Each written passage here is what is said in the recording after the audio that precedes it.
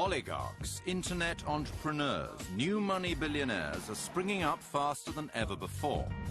And with new money come brash new attitudes.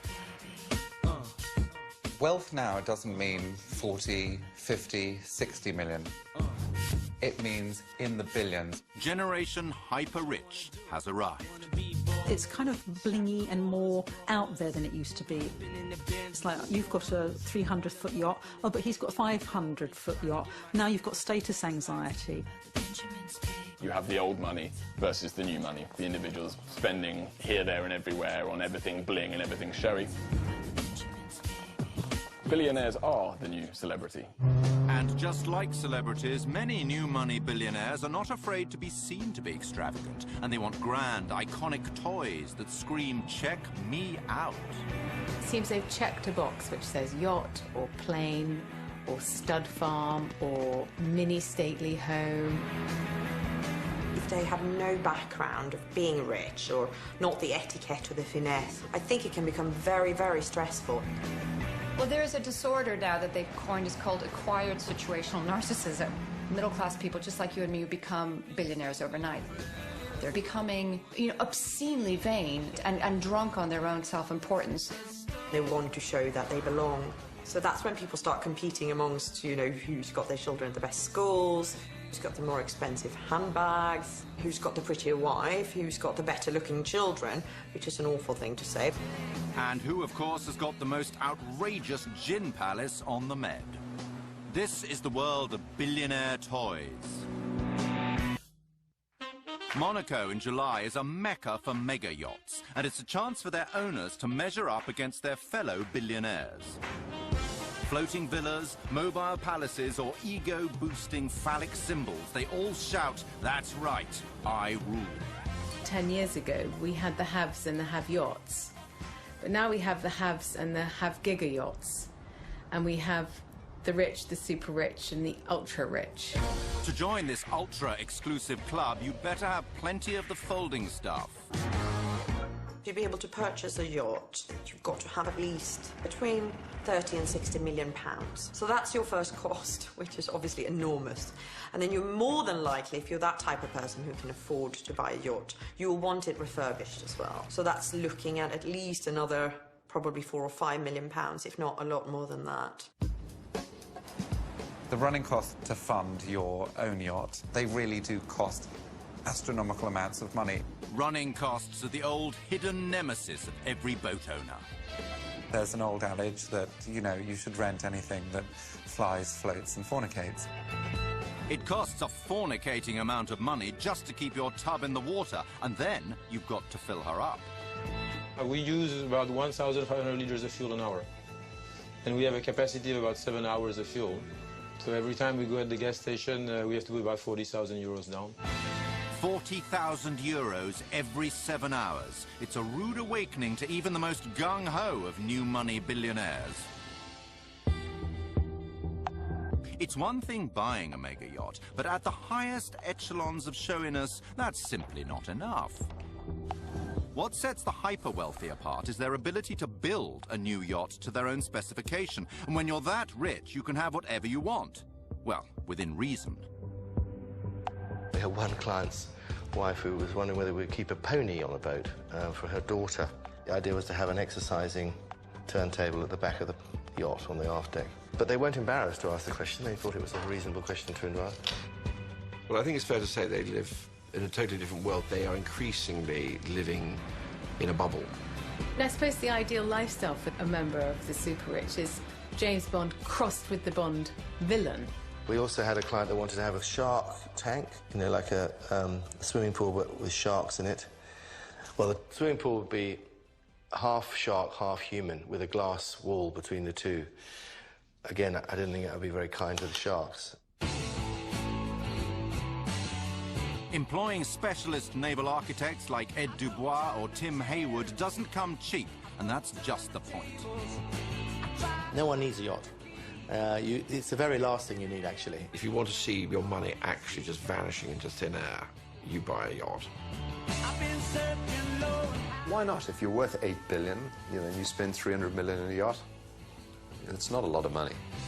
Every super yacht is a one-off creation, designed and built with extraordinary craftsmanship.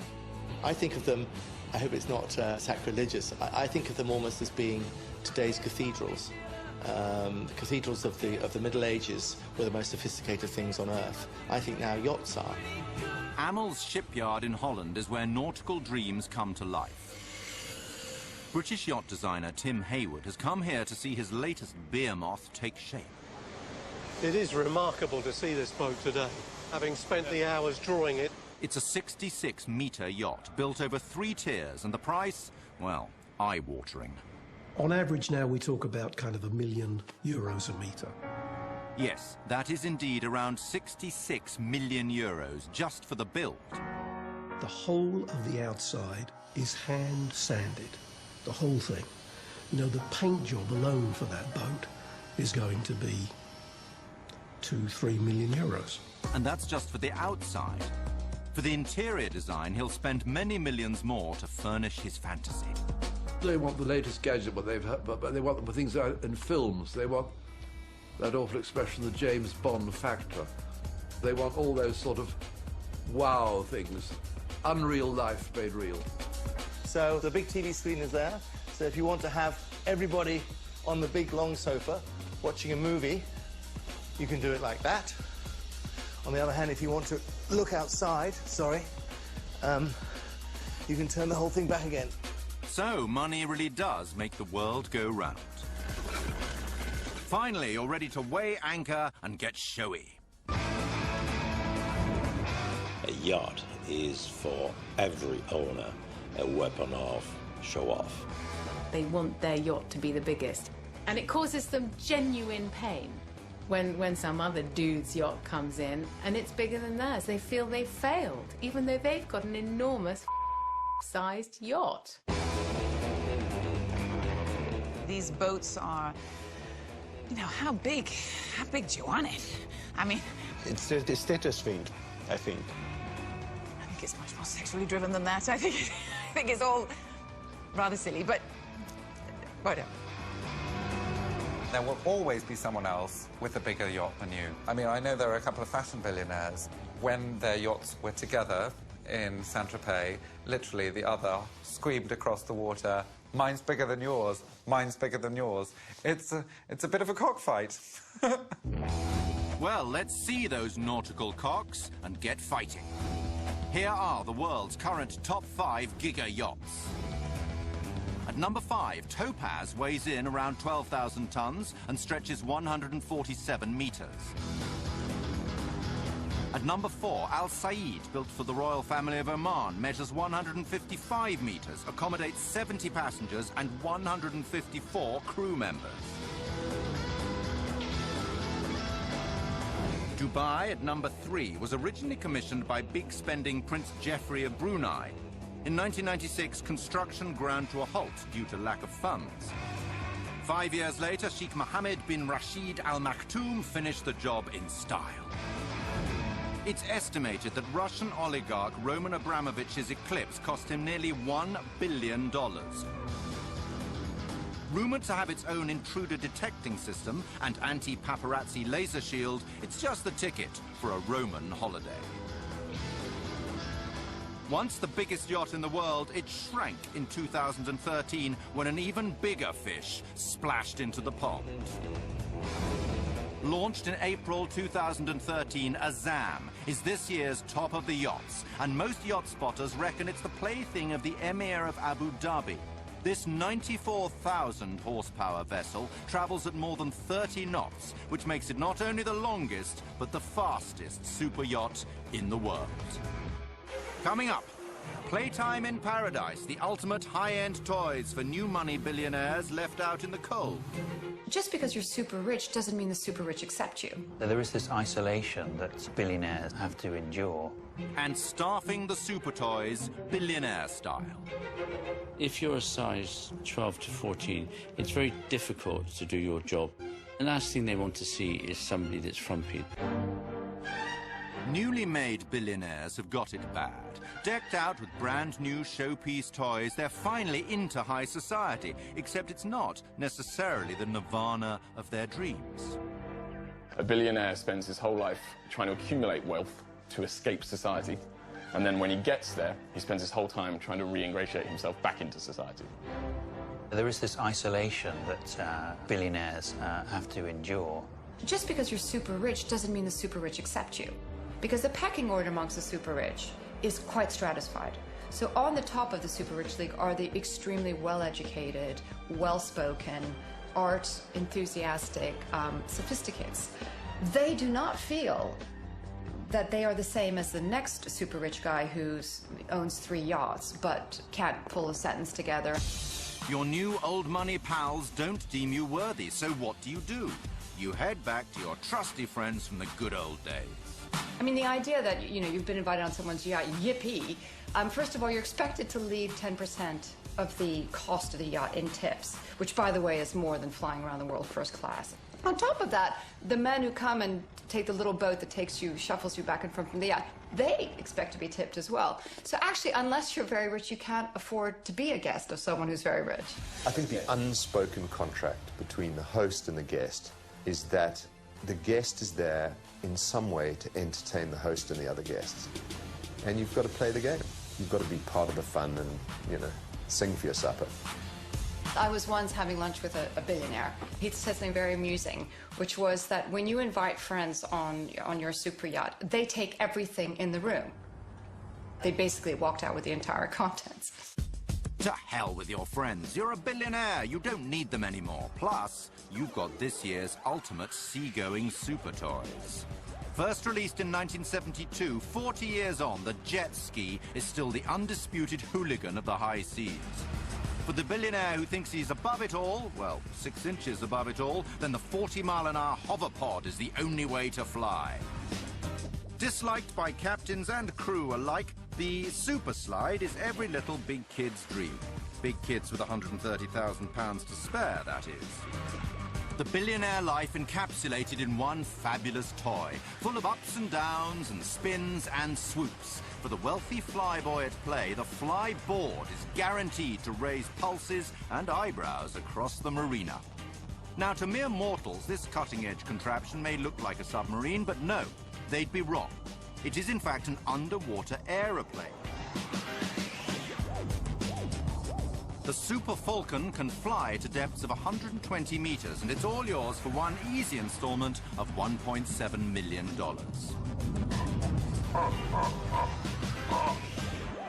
But even underwater soaring can become boring eventually, and at this point, the lonely new money billionaire looks to his household for company.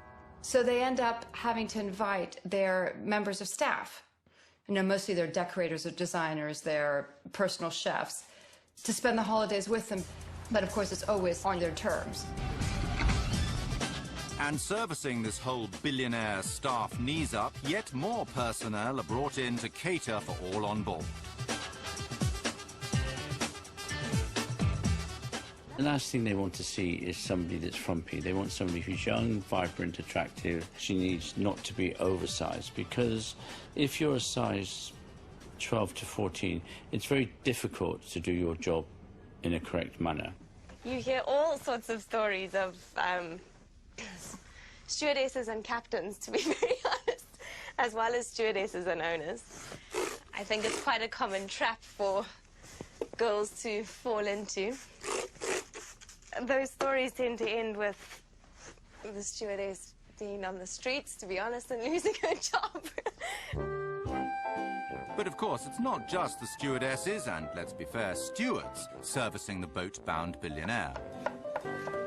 A whole industry caters to their demands. And in Cannes, expats Ellen and Gabby have set up a fruit and veg business, catering to the appetites of the super rich. This is our fruit and veg fridge, and all our fruit and veg is prepared at temperature, well, at a constant temperature. Bonjour. A client one day asked us to send her some papaya fruit down to Sardinia. So we had to charter a private jet just to put the fruit on board. The pilot wasn't too happy. We actually get asked to send our fruit and veg to the Maldives. Where have we been? Seychelles, yeah, the Caribbean. So we send a lot in winter. We export a lot. Oh, morning, Shushu! Oh, yeah. We have a lovely in-house florist called Shushu. He's divine. He just does. He'll bend over backwards to help you. Literally. I love my job. Yes, of course. 26 years I make this job. Yeah. He's really lovely, and the boats adore him. He goes onto the boats. He'll talk through with the chief stewardesses, and he also comes on board some of the yachts with us and places the flowers on board for them so the girls don't have to do anything. Every time I'm very happy. As party planners to the hyper-wealthy, Heidi and Bruno are accustomed to providing immediate gratification to some of the world's most demanding guests. Mega yacht owners, when they decide to organize a party, it's last minute. It's always last minute. The team is the key, and they do work under pressure, and they know his style, which can get a little erratic. Céline, comment que ça se fait que je suis pas au courant de ça? Moi, je le mets tout sur un tableau écrit. T'as un problème, je te le dis que t'as un problème. T'es un fou, t'es un fou. Attends, tu savais qu'il fallait que tu sois là-bas à 2 heures et t'es encore là? Mais c'est des malades. Non, mais ils vont pas bien, ils vont... The pressure is on as Bruno and Heidi prepare a huge boat party fit for a princess. 21-year-old. She's having a birthday party. She expects a lot. She's pretty demanding. Well, the whole family pretty demanding. Red party. Red. Their Russian client wants a 6-course dinner with fine wines for 30 guests. They've insisted on a top DJ from London, dancers from Paris, and fresh lobsters from the bottom of the sea, all to be on their yacht by 8 p.m. this evening. They are not leaning towards French cuisine. They're looking for good quality, fresh, and they do tend to have a lot of courses, and meals do tend to take a long time. The Russians might not say bon to French food, but vino is a definite oui. This one is a cuvée very rare. It's from Champagne Blanc de Blanc, vintage 2002, and this is a real gold label. And champagne, it's the top cuvée from Roederer. It's a cristal, but pink, which is quite rare. But for the big occasion, it's the one we suggest.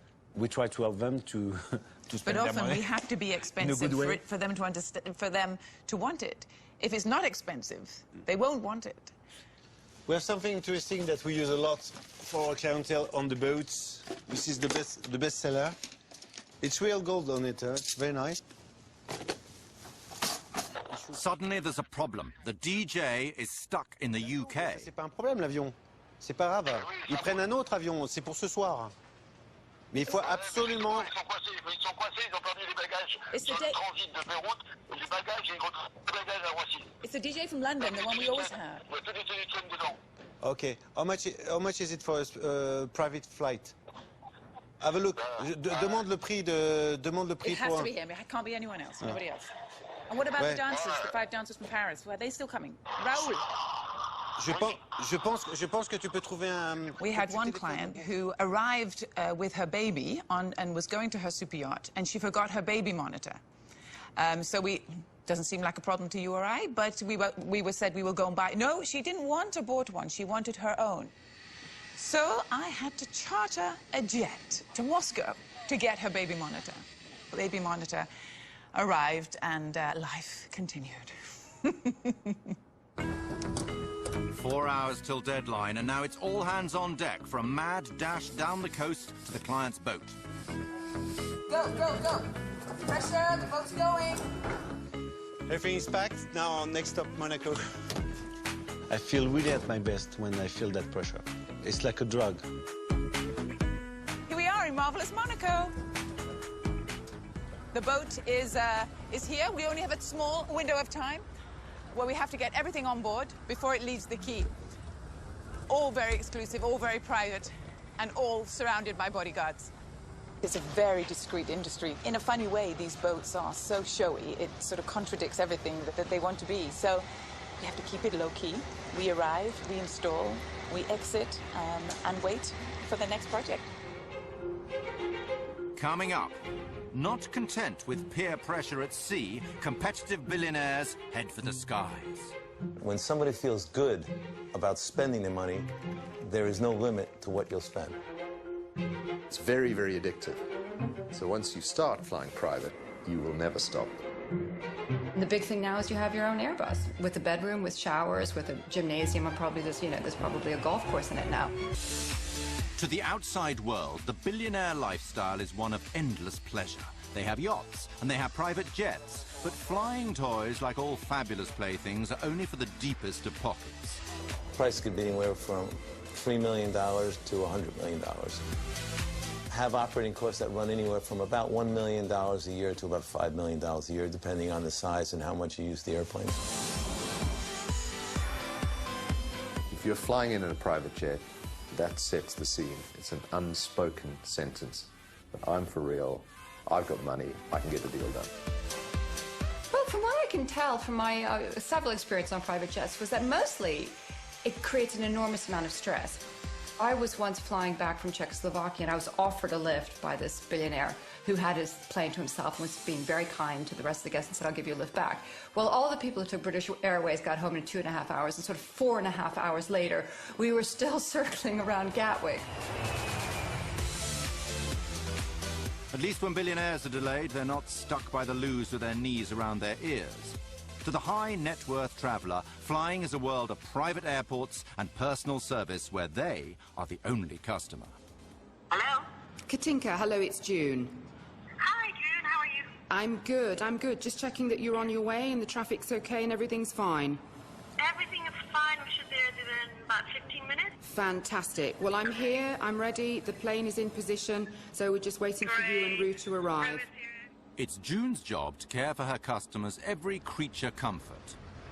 On board today, Miss Katinka Niku and her travelling companion, Rue.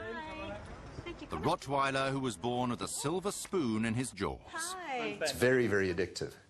So once you start flying private, you will never stop. Giving up that private jet, that's the hardest thing to do. We've got the aircon on for you, so it'll be nice and cool in there. There are clearly children who fly around on private jet the whole time. I have a friend whose daughter was once flown on a commercial airline, and she said, you know, Daddy, are these all your friends? She'd never seen 300 people in the same plane before. This is the first day of the birthday week. First day of the birthday week. Are we going to celebrate all week? As a jet salesman to the super rich, New Yorker Steve Varsano lives the lifestyle of his customers. I love my life. I have the most fantastic life. I have, the best girlfriend. I have the best friends. I work in a fantastic environment. After all, if you can't be them, join them. Dress Saint-Tropez normal. Unfortunately. Slutty chic. Slutty chic, yes. Unfortunately, I have to fly back to London to go to the office today. Ever the businessman, for Steve, it's always work before play. He's off to make money. Did you hit 40 million, or is it just below? Steve is one of a handful of go-to guys if you're a billionaire looking for a jet. Because he wants his ultra-high net worth customers to come to him, he's opened a retail environment they just can't resist, complete with a jet trading desk. Yes, how you been? Good and you? But the real kicker is his billionaire-friendly mega app, the multi-millionometer. What do you think the budget is that you'd like to stay around? Call it 10 to 15. Super successful people, super wealthy people, super powerful people. There's one thing they love to do is talk about what they do and who they are. And, if you ask them the right leading questions, they just pour it out. Can you run quickly a comparison on the operating cost? Yep, they're incredibly close. Operating costs, and you get an airplane that is 20% bigger in cabin. So it still costs you the same amount. Acquisition price, what's the difference between both? Well, that's significantly more. They will spend $10 million on buying an asset, but they will decide to fly economy instead of business class on an airline jet because they could save $300. Because there's a big difference between enjoying your money and wasting your money. And when somebody feels good about spending their money, there is no limit to what you'll spend. Fly me to the moon, let me play among the stars. Steve started out selling to the original jet set. I was really fortunate to sell a jet to Frank Sinatra. It was an unbelievable opportunity. And when you talk to somebody like that, it gives a feeling of really accomplishing, and you're really proud of what you're doing. So let's look at the comparison of the two airplanes from a schematic standpoint. Steve's client has a relatively modest $13 million to spend on a second-hand 8-seater jet. Born salesman Steve knows the power of one-upmanship and heads next door to show exactly what a $300 million jet looks like. So come on in here, and you can experience actually a little bit bigger than the plane you're looking for, but it actually puts you into the space, so it's a little bit more... You need to do still a lot of work before I can afford that, so, Steve. Keep doing it, that's okay. I have a lot more than you got there. So come on in here. So have a seat. Thank you. One fantastic cabin. This is an exact replica of a Airbus 319 corporate jet. This airplane probably new is about $85–90 million. A little bit more than what you're looking for, but it could be your second step. Third step. I hope you're right. Me too. So, by the time you have 600 people on your payroll who travel with you because you can't go anywhere without 2 personal chefs and 6 PAs and your financial manager and your tax consultant. So then you need a Boeing, you need an Airbus. And the big thing now is you have your own Airbus with a bedroom, with showers, with a gymnasium, and probably there's probably a golf course in it now. Let's go check into the dining room of the Airbus or the conference room. And it actually extends even further to the bedroom of the airplane. No more, Steve, no more. Yeah, you don't want to upgrade yet? Billionaires may claim their jets are just time-saving business tools, but being billionaires, they can't resist a little competition. In 2008, American billionaire Steve Wynn took private jet ownership to a new level when he decked out a Boeing 737. One is talking more about new money than old money, and culture where visible wealth is important. Speaking of which, 1 year later, Wynn was trumped by Donald, who took to the skies in his own Boeing 757. You'll notice the seat belts, as well as everything else, are 24-karat gold-plated. Then roaming Roman Abramovich claimed the laurel, proud owner of his very own Boeing 767. But in 2007, there was a new Sultan of Bling, Prince Al-Walid bin Talal Al Saud. His Airbus A380 is estimated to have cost over $500 million, once his taste had been accounted for. But soon, of course, there will be one still better. I think if someone developed a supersonic aircraft, I know a lot of people that'd be interested in buying one. If super yachts are about billionaires playing host to privileged guests, then the private jet is the perfect place for the billionaire to entertain himself. You can do whatever you want on a corporate jet because nobody's there to watch you.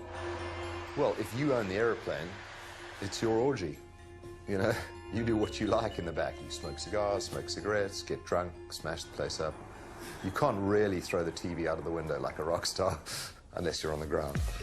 The jets are furnished often at a cost of millions to meet the owner's personal needs. And we've seen in the sort of larger 747s and 777s, you see owners where they put in cinemas, jacuzzis, bedrooms, dining rooms. They've kitted it out in the interior design of their choice. So basically, the world's your oyster.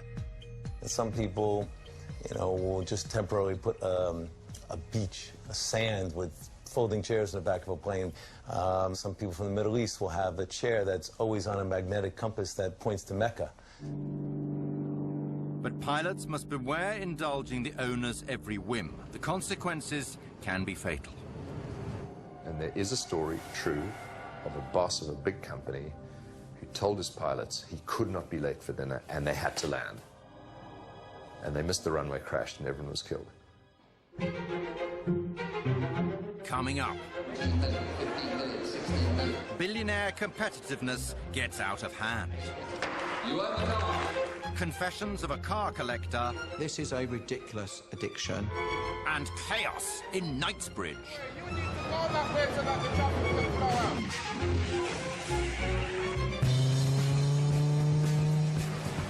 It's not all fun and games being a billionaire. On the plus side, you've got access to the most fabulous toys that money can buy. Not quite so wonderful is the constant reminder that there's always someone else out there with an even bigger and brasher plaything. For the super rich, there's a silly season for showing off. August. And while the Russian and American billionaires battle it out on the Med, another tribe of super rich migrate to Knightsbridge in central London. Within a 2-mile stretch, you could probably see 50 supercars. They've all got Arabic plates from Dubai, Qatar and Saudi Arabia. There's a lot of princes, royal family, a lot of millionaires, a lot of billionaires, and it's just a great sight to see. It's fair to say that not everyone is thrilled the area's become supercar central. You need to move out the bloody way. You need to go that way so that the shopping can flow out. We're completely overtaken by these incredibly expensive, vulgar, outrageously noisy cars, and it's just too much. And I know so many of the locals who are actually, they're leaving town because they can't cope with it. It's just horrific.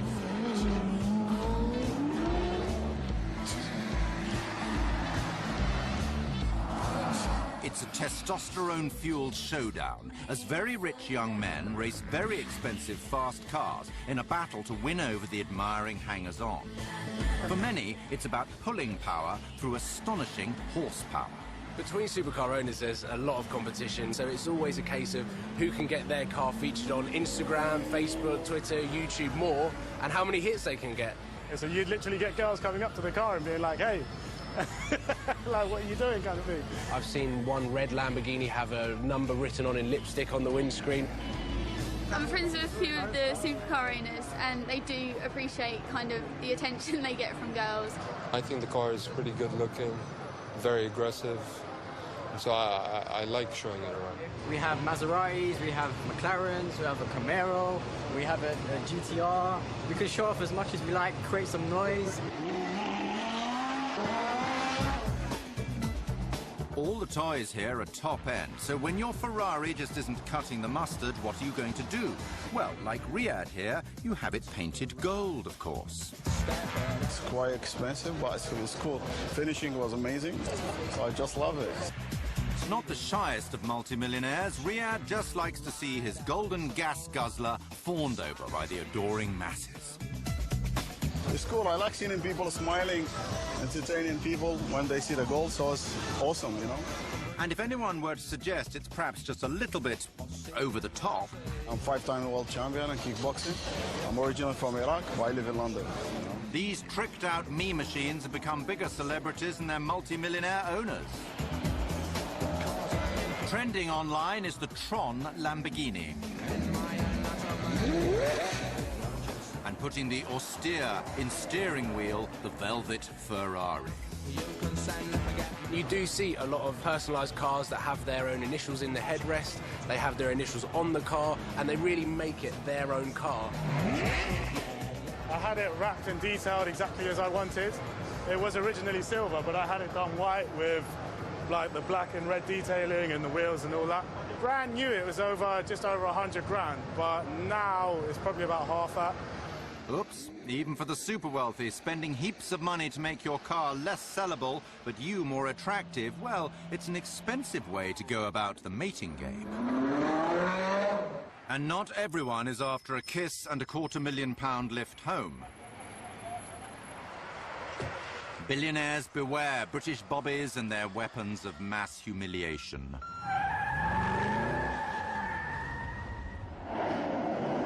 The annual Harrods Grand Prix is formula fun for the billionaire boy racers. The only trouble is the Sloane Street Straight isn't really a racetrack.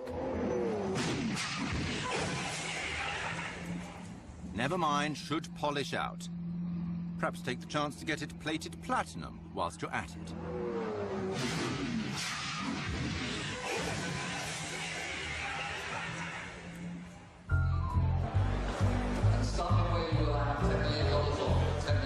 For the billionaire who prefers to marvel rather than mangle, there's a far less physical pain to be borne in high-end motor acquisition. If you want the contents of your garage to trump all competition, you must suffer the pain that hurts the hyper-rich deepest, the pain of becoming significantly poorer. It's August 2014, and the bids for this car, a 1962 Ferrari GTO, are increasing by $1 million a pop. 8 million, 29 million, 30 million I have. The world record for the most expensive car ever sold at auction 34,500,000 is about to be broken. $34,650,000. Last chance. You own the car. The mystery phone bidder has agreed to pay $39 million.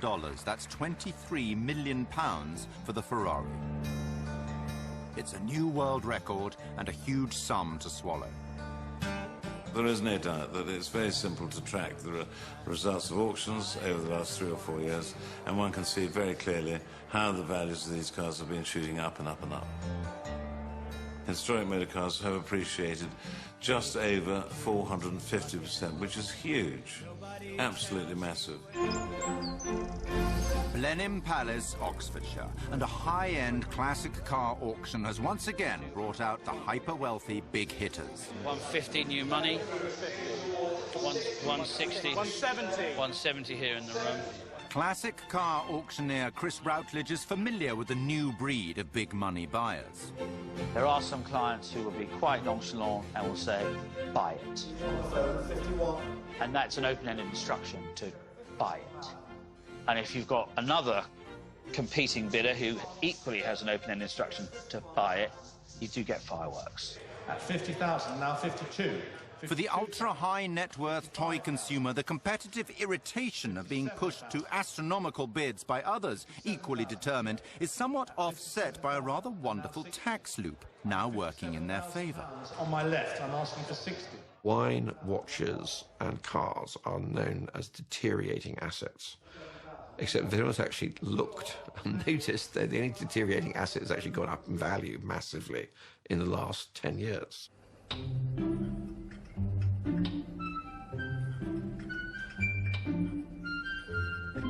But car collecting is not without its snags.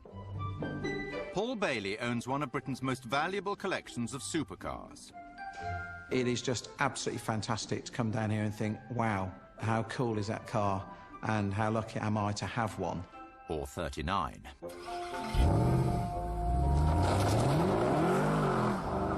For Paul, when it comes to hoarding rich list runarounds, well, more... Ferrari Enzo. ...is more... So this is my Lamborghini, my Aventador, Ferrari 360 Spider. ...is even more.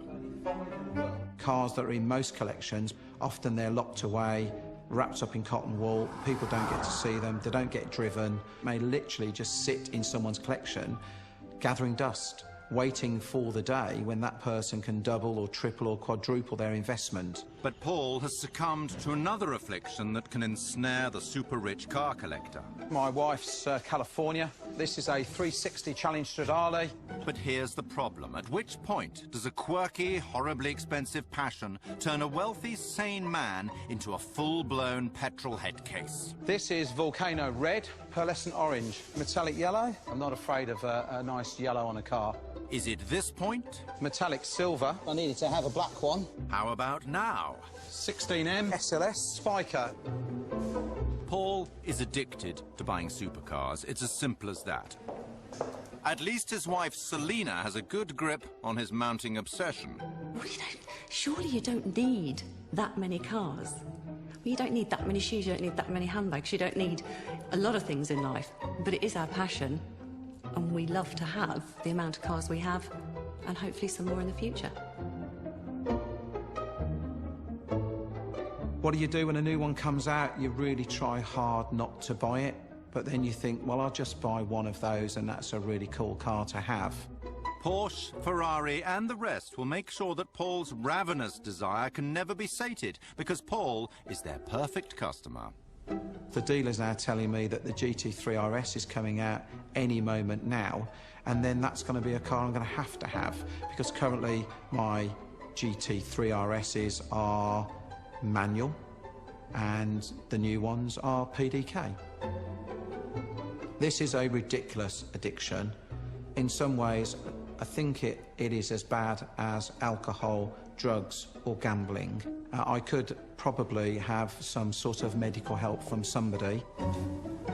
Paul's supercar habit would ruin most people, but as the value of his collection keeps on rising... F40, it's gone up 7 times since I bought it. This is perhaps the only known addiction that pays for itself.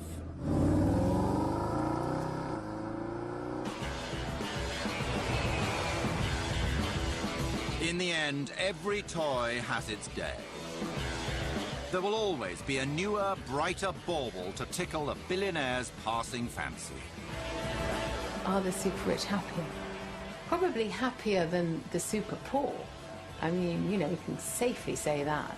But we have to ask why the accumulation of wealth is the main driver in their life. In my experience, the more money people have, the more problems they have, especially if you've come across a lot of money very quickly. Who am I now? People get trapped by the trappings of their wealth, boats and their planes that all have to be taken care of, and it isn't freedom at all. I think the very, very rich have always had something to prove. The thing that's pushing them forward is probably insecurity, making up for something their dad once said to them, some need to fulfill some desire to prove something to the world. So are they happy? No. And that's what drives them on.